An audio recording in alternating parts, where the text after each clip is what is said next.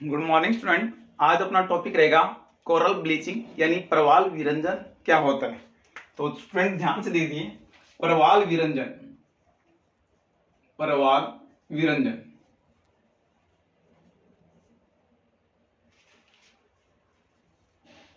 Coral bleaching,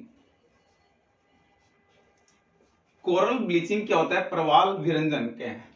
देखो, प्रवाल विरंजन का मतलब यानी जो कोरल है, समुद्र के अंदर छोटे छोटे जो जीव पाए जाते हैं, जो चूने का क्या करते हैं, आवरण के अंदर रहते हैं, अगर उनकी डेथ हो जाए उनको कहते हैं अपने प्रवाल विरंजन। देखो स्ट्रक्चर क्या होती है, पहले अपने समझ लेते हैं फिर उसको लिखेंगे। देखो ये अपना क्या है, ओशियन बॉडी है, ये अपना समुद्र। इस समुद्र के अंदर क्या है, यहां पर इस प्रकार से मैंने आपको पहले भी पूरी पूरी संरचना बताई थी, किस प्रकार से पोलिप रहता है। ये अपना ओशियन के अंदर ये वाला क्या है, अपने कहेंगे कोरल। कोरल अगर जीवित प्रवाल है, इसको अपने क्या बोलते हैं, पोलिप, पोलिप। और बाहर जो ये चूने का जो आवरण है, इस चूने को आवरण को क्या कहा जाता है, अपने कहेंगे इसको कहा जाता है कैरोलाइट। ये वाला जो चूने का आवरण है इसको बोलेंगे अपने कैरोलाइट, कैरोलाइट। ये चूने के आवरण के अंदर रहता है। और पोलिप जो जुड़ा रहता है, किसके द्वारा जुड़ा रहता है, अपने कहेंगे पोलिप इस कैरोलाइट के द्वारा, ये वाला, इसको बोलते हैं शिक्षा, इसको बोलेंगे अपनी शिक्षा। और कैरोलाइट के ऊपर जो पाया जाता है, यहां पर कहेंगे इसको ये वाला,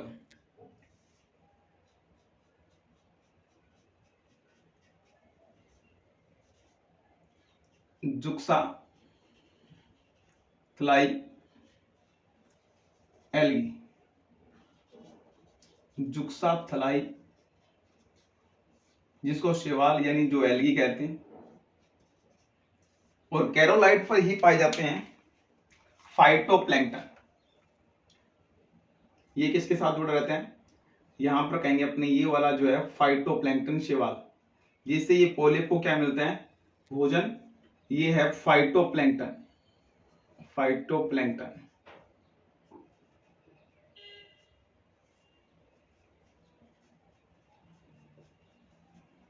ये है फाइटोप्लैंक्टन। और फाइटोप्लैंक्टन पर यहां पर क्या पाए जाते हैं, ये वाले जो अपने शैवाल है, जो 40% है, और जो भोजन प्राप्त करते हैं फाइटोप्लैंक्टन हैं। और 60% जो अपना जो भोजन निर्माण करते हैं वो जुक्सा थलाई एल्गी, और जो 40% जो प्राप्त करते हैं अपने कहेंगे फाइटोप्लैंक्टन।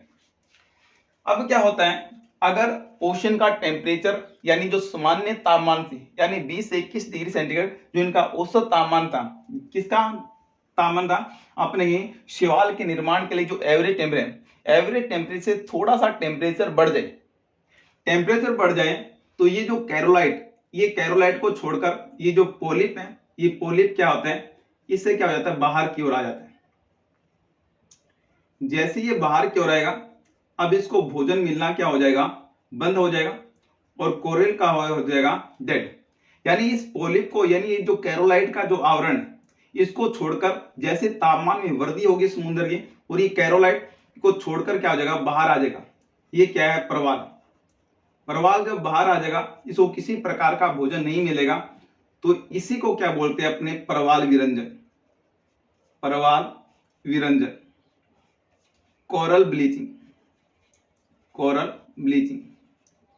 और इस समय क्या होता है, जब जैसे ही बाहर आते हैं तो पूरे जो समुद्र के आसपास का जो कलर है दूधिया रंग का हो जाता है, दूधिया रंगा यानी व्हाइट कलर का हो जाता है, दूधिया रंग का ये सारा सारा इस वाला जो एरिया हो जाता है, इसी को क्या बोलते हैं, अपने प्रवाल विरंजन या कोरल ब्लीचिंग। अब इसको पूरा पूरा अपने इसको यहां पर डिफाइन कर लेते हैं। देखिएगा,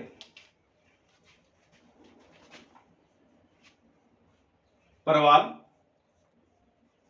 जुक्सा थलाई, जुक्सा थलाई व फाइटोप्लैंक्टन। प्रवाल जुक्सा थलाई फाइटोप्लैंक्टन कैरोलाइट से से अलग हो जाते, अलग हो जाता है।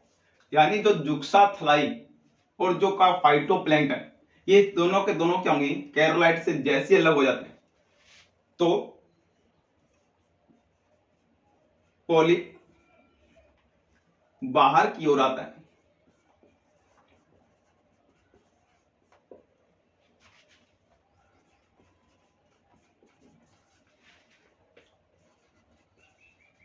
भोजन ना मिलने के कारण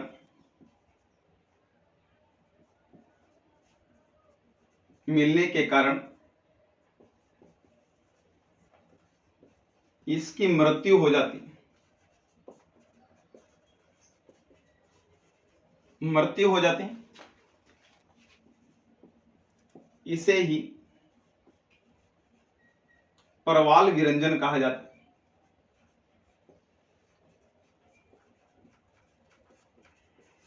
परवाल विरंजन कहा जाता है। यानी जुक्साथलाई जो है शैवाल और जो फाइटोप्लैंक्टन कैरोलाइट से क्या हो जाएंगे, ये जो कैरोलाइट चूने का आवरण है ये दोनों क्या हो जाएंगे, अलग हो जाएंगे। तो पॉलिप क्या आएगा, इससे बाहर की ओर आएगा।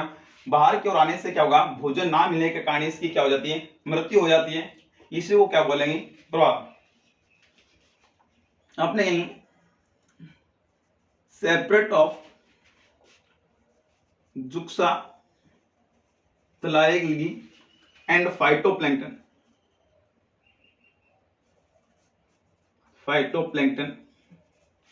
separate of juxathalide and phytoplankton of caroline, then polyp come out of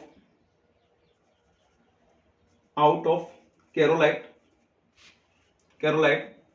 and dead of coral is called coral bleaching। इसको क्या बोला जाता है, कोरल ब्लीचिंग कहा जाता है। यानी जब ये बाहर की ओर आ जाएगा इसको क्या हो जाएगा, कोरल ब्लीचिंग। अब कोरल ब्लीचिंग कब होता है तब अपनी बात करते हैं, इसका स्क्रीनशॉट लीजिए।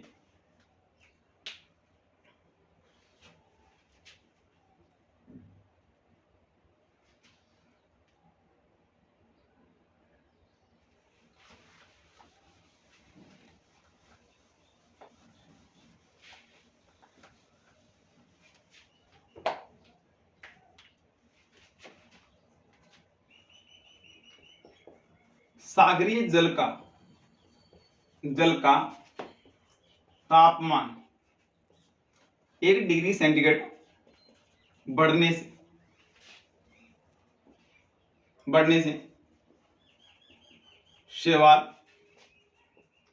हरे रंग से, यानी जो शैवाल होंगे ग्रीन कलर के होंगे, हरे रंग से सफेद रंग में बदल जाते हैं। इसे प्रकाश संश्लेषण की क्रिया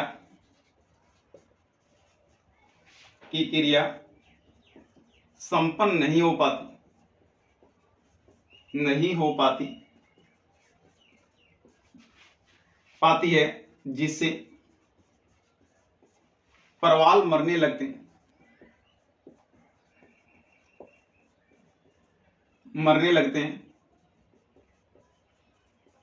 इससे और समुद्र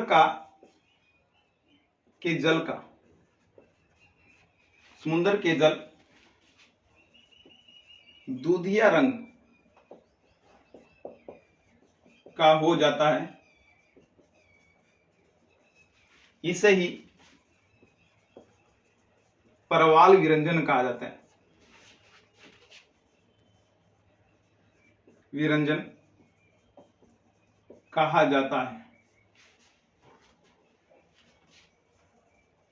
increasing of temperature 1 degree centigrade in ocean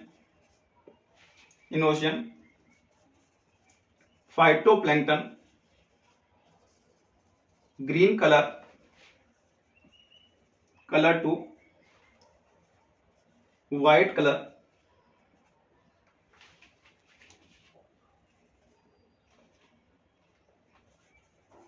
ocean water color white, then called coral bleaching. इसे क्या कहा जाता है? कोरल ब्लीचिंग कहा जाता है। तो ये आप समझोगे। अब इनके कारण क्या है, प्रवाल विरंजन के कारण क्या है, उन कारणों को जानने का अपने प्रयास करेंगे। तो इसका स्क्रीनशॉट लीजिए।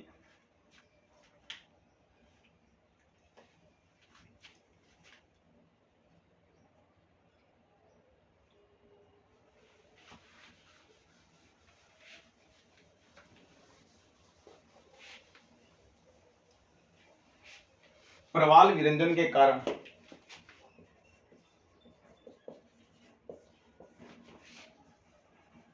Causes of coral bleaching, causes of अपने कोरल ब्लीचिंग की बात। सबसे पहला कारण जो आता है अपने सामने, ग्लोबल वार्मिंग। तो एग्जाम के अंदर यही आता है, ग्लोबल वार्मिंग। ग्लोबल वार्मिंग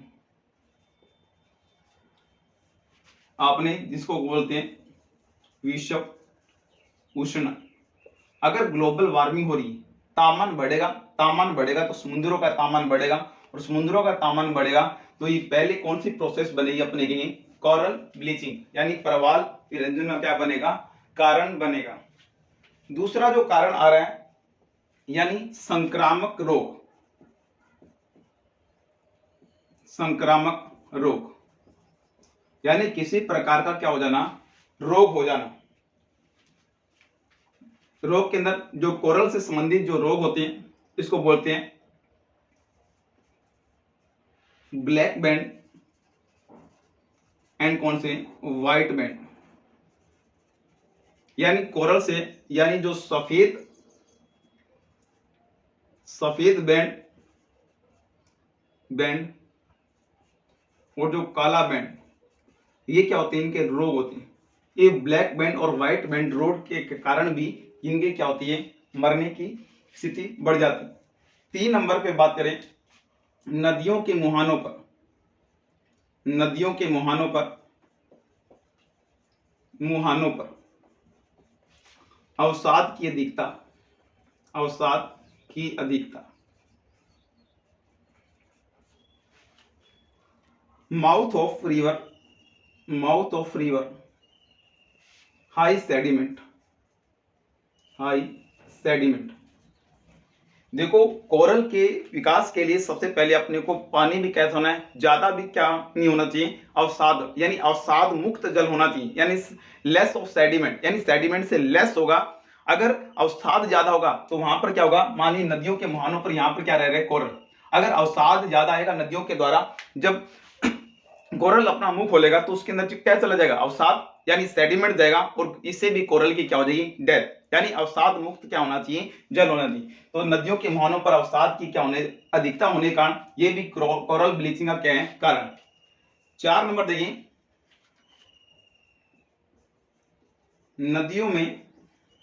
नदियों में समुद्री जहाजों से तेल का रिसाव अपने देखते हैं। यानी बड़े बड़े जो टैंकर से लदी हुई जितने भी ओशन शिप हैं, कई बार क्या होते हैं, इनकी क्या हो जाती है, गिर जाते हैं सारे के सारे, यानी इनका क्या होता है, क्रैश हो जाता है। क्रैश होने से सारा का सारा क्या होगा, ऑयल कहाँ मिल जाएगा, समुद्र के अंदर, और ये क्या है, फाइटो जो प्लैंकटन है, और उसके बाद जो कोरल है इन पर क्या कर रहा है, बुरा प्रभाव पड़ेगा, और बुरा प्रभाव पड़ने के कारण इनकी क्या हो जाएगी, मृत्यु। तो नदियों के समुद्रों में क्या होना, तेल का रिसाव होने का कारण भी है। ठीक है। 5 नंबर देखें, औद्योगिक अपशिष्ट का समुद्र में डालना, यानी जितने भी बड़े बड़े इंडस्ट्रियां हैं तो बैंक ऑफ द कहां पर होते हैं, रिवर, यानी नदियों के किनारे खोले जाते हैं, जैसे केमिकल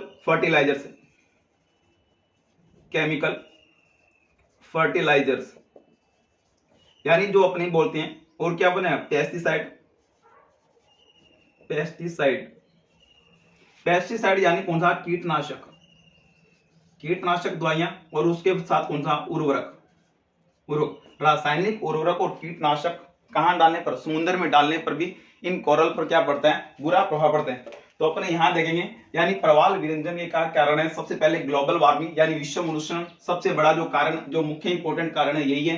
ग्लोबल वार्मिंग से क्या हो रहा है, प्रवाल की क्या रही है, मृत्यु हो रही है। संक्रामक रोग, ब्लैक बैंड और कौन सा व्हाइट बैंड नाम का रोग होता है। नदियों के मुहानों पर अवसाद की यानी सेडिमेंट डिपॉजिट हाई होते हैं तो भी इनकी मृत्यु होती है। नदियों में समुद्रों यानी समुद्री जहाज यानी ओशियन जो शिप है, यहाँ पर क्या तेल के बड़े बड़े टैंकर क्या डूब जाते हैं, उसके कारण भी, तेल के रिसाव के कारण भी, और औद्योगिक अपशिष्ट यानी जितने भी क्या है सेडिमेंट जो इंडस्ट्रियल डिपॉजिट इन कौन सा ओशियन, केमिकल फर्टिलाइजर एंड कौन सा पेस्टिसाइड, यानी जो उर्वरक और पेस्टिसाइड का भी मिलना। और उसके बाद तापमान बढ़ने से, जैसे अपना जो मुख्य कारण अपने 6 नंबर की बात करें, अपने प्रभाव बोल देते हैं कौन सा, अलिनो, अलिनो यानी जो अलिनो की धारा है, अलिनो की धारा, ये भी क्या करते हैं, समुद्र के तापमान को बढ़ाती है। समुद्र के तापमान को बढ़ेगा तो क्या होगा, प्रवाल विरंजन क्या होगा, कारण होगा। तो इसका स्क्रीनशॉट लीजिए।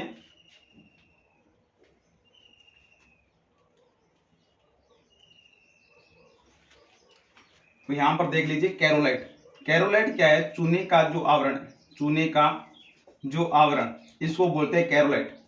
शिक्षा क्या है, शिक्षा कहीं अपने कैरोलाइट का लंबवत विभाजन, कैरोलाइट, कैरोलाइट चूने का आवरण है। कैरोलाइट का जो वर्टिकल जो डिवाइडेशन है का लंबवत, लंबवत विभाजन, लंबवत विभाजन को अपने क्या बोलते हैं, शिक्षा कहते हैं। तो ये सारी स्ट्रक्चर थी कौन सा, कोरल ब्लीचिंग। तो अपना ये जो कोरल जो टॉपिक है 3 क्लासेस में क्या हुआ, कंप्लीट हुआ।